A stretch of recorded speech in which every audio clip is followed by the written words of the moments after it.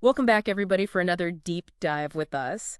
Today, we're going to be talking about something that I think affects every single one of us, Mhm. whether we're in healthcare or just navigating life in general, and that's how we deal with uncertainty. Right. But specifically today, we're going to be unpacking some research on uncertainty tolerance in doctors. Yeah. And it's fascinating stuff. Yeah. You might be surprised to learn that there's way more to it than just saying, Right. you know, hey, medicine is unpredictable. Right. Just get used to it. There's a lot Exactly. more nuance. Yeah, so we've got these research articles here, and one of the things I found so fascinating is how they really challenge this traditional view of uncertainty tolerance. Yeah. The classic way of thinking about this is Yeah. that, some people are just naturally better at handling uncertainty than others. Right.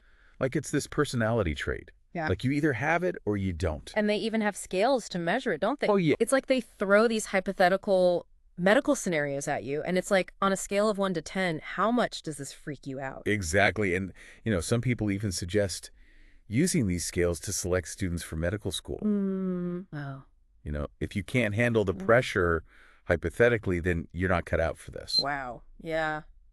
But these articles that we're looking at today, they're really pushing back on that. Yeah. I mean, there's this one quote that really stuck with me. Hmm. It says, competence in managing complex cases does not arise through the development of UT.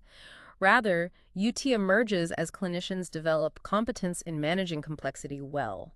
Wow. So it's like saying you don't become comfortable with uncertainty because you're good at tolerating it. Right. You're good at tolerating it because you've developed the skills to handle it. Yeah, it totally flips the script. Yeah. Instead of just focusing on, reducing anxiety as like the primary goal, Mm-hmm. what if we focused on building competence? Mhm. What if we, gave medical students with the tools and knowledge to really navigate the unknowns of clinical practice? So it's not about ignoring that feeling of uncertainty. It's more about Right. learning how to work with it, like almost like a dance partner or something. Exactly. But that makes me wonder, like, wouldn't that take way longer than just teaching people to suppress their anxiety? Well, think about it this way. Okay. If you're just telling somebody just deal with it. Right.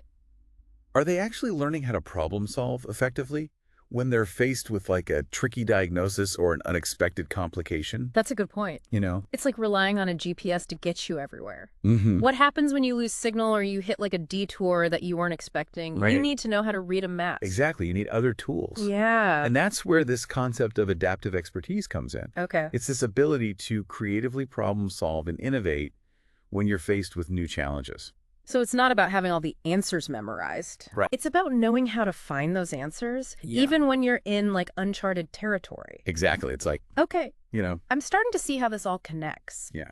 So instead of thinking of uncertainty tolerance as this innate quality that some people have and some people don't, Mm-hmm. we're talking about cultivating like a set of skills, Yeah. a way of thinking. Like a mental model. Yeah, Yeah. that allows doctors to actually thrive in the face of the unknown. Exactly. Which brings me to another point that the research really emphasized, and that's context. Yeah. It's not just about the individual doctor, it's Yeah. about the whole environment that they're operating in. Absolutely. I mean, imagine like a doctor who's been working in a large urban hospital for years. Mm-hmm. They've got all the latest technology specialists at their fingertips. It's all the resource. all the resources. Yeah. And now picture them transitioning to like a smaller rural facility Okay. with limited resources and Yeah. a totally different patient population. Right. The tools are different.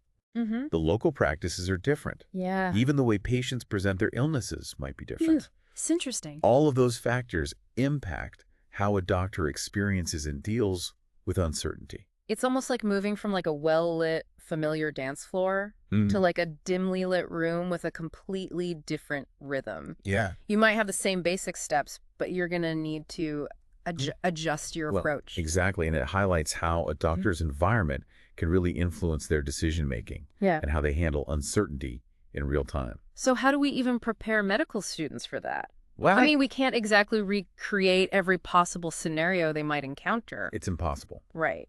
But what if, instead of just focusing on memorizing answers, Okay. we shifted the focus to learning how to ask the right questions, Mm-hmm. how to critically analyze information, Yeah. and how to adapt their knowledge to new situations? Okay. That's where training and adaptive expertise comes in. So give me an example of what that might look like Yeah. in a real world setting. Imagine a student encounters a patient with a rare condition they'd never seen before. Okay. Um, so instead of just feeling overwhelmed You're right. and retreating to a textbook, Mm-hmm. imagine if that student had the confidence to say, okay, Yeah. this is new territory, but I have the tools to figure this out. Yeah. You know, they can research the condition, Uh-huh. they can consult with colleagues who have more experience Right. and really dive into understanding like the why behind the potential treatment options. Yeah, that why is so crucial. It is. It's the difference between just like following a protocol Mhm. and actually understanding the underlying principles. Right. So that you can adapt and adjust as needed. Totally. It's like that saying, give a man a fish and you feed him for a day. Right. Teach a man to fish, you feed him for a lifetime. I love that. We're not just giving medical students the fish. Yeah. We're teaching them how to fish in this vast, ever-changing sea of medical knowledge. That's a great analogy. Yeah. It really highlights how important it is to move beyond just memorizing stuff Right. and really move towards, fostering that critical thinking and adaptability. So we've talked about the traditional view of uncertainty tolerance, how the research challenges that, Right. and how this concept of adaptive expertise can really help doctors navigate all these unknowns. Mhm. But I'm curious, what are the potential downsides Oh, that's interesting. of just focusing on reducing anxiety in medical training? Like, it sounds good on the surface, You're right. but could there be like some unintended consequences? That's a really insightful question. Yeah. And I think it points to this potential over-reliance on algorithms and protocols. Okay. I mean, those tools can be super helpful, Uh-huh. but they don't account for every possible scenario. Right.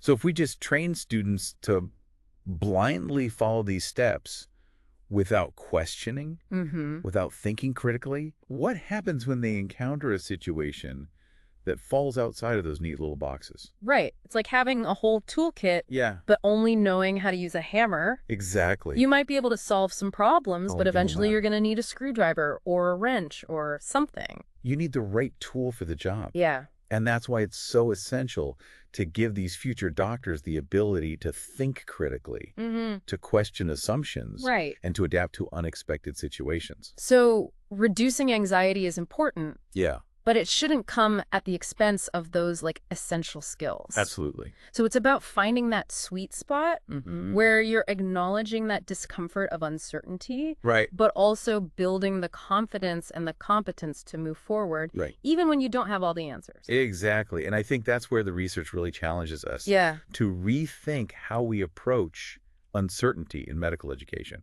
It's like we're almost reframing uncertainty, not as this thing to fear or to avoid, but Right. as this inherent part of the profession, Mm-hmm. something that can actually be like a catalyst for growth and learning.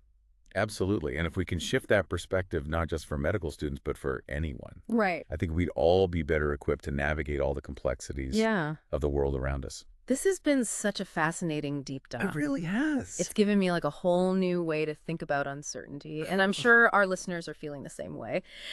So to recap for our listeners today, we've been exploring how this traditional view of uncertainty tolerance in medicine is being challenged. And instead of it being this fixed trait, the research suggests that it's more about developing the skills and the mindset to really effectively navigate the unknowns. Like building that adaptive expertise. Exactly. And one of the key takeaways here is that it's not just about suppressing anxiety, Right. but it's about empowering those medical students to become confident, creative problem solvers. Exactly. It's like instead of giving them a paint by numbers kit, Right. you're giving them a blank canvas and some tools and saying, okay, go create something amazing, Yeah. even if you've never seen this subject before. Right. And that kind of approach, it not only prepares them for the complexities of medicine, Right. but it also fosters that like lifelong love of learning Yes. and a willingness to just embrace the unknown, Totally. which is essential in any field, really. It is. I mean, think about how much the world has changed even in the last like decade or so. Oh, absolutely. Being comfortable with uncertainty and being adaptable to these new situations is so valuable. It's a life skill. Yeah, no matter what you do. Yeah, and I think that brings me to like a final thought that I want to leave our listeners with. Okay. What if instead of fearing uncertainty, Mm-hmm. we started viewing it as an opportunity to learn, to grow, Yeah. and to like push the boundaries of what's possible? That's a really powerful reframing. It is. It's like instead of seeing uncertainty as a roadblock, Right. we're seeing it as a doorway to something new and Yeah. exciting. Exactly. Uncertainty is a part of the human experience. This is it. It's what drives innovation and creativity and progress. And by embracing it, we can really open ourselves up to a whole world of possibilities. I love that. So, to everyone listening out there, the next time you find yourself facing uncertainty, Mm-hmm. remember, it's not the enemy. Yeah. It's an invitation to step outside your comfort zone Right. and discover what you're truly capable of. Beautifully said. And remember, you don't have to navigate uncertainty alone. Yeah. Lean on your support system. Huh. Seek out mentors. Collaborate with colleagues. Mm-hmm. We can embrace the unknown together and create something truly extraordinary. Well, thank you so much for joining us for this deep dive into uncertainty tolerance. Oh, it's been a pleasure. It's been such a thought-provoking and inspiring conversation. It has. And to our listeners, thank you for tuning in. We hope this episode has given you a fresh perspective on uncertainty and maybe sparked some curiosity about how you approach it in your own life. Until next time, keep exploring, keep questioning, and keep diving deep. See you next time.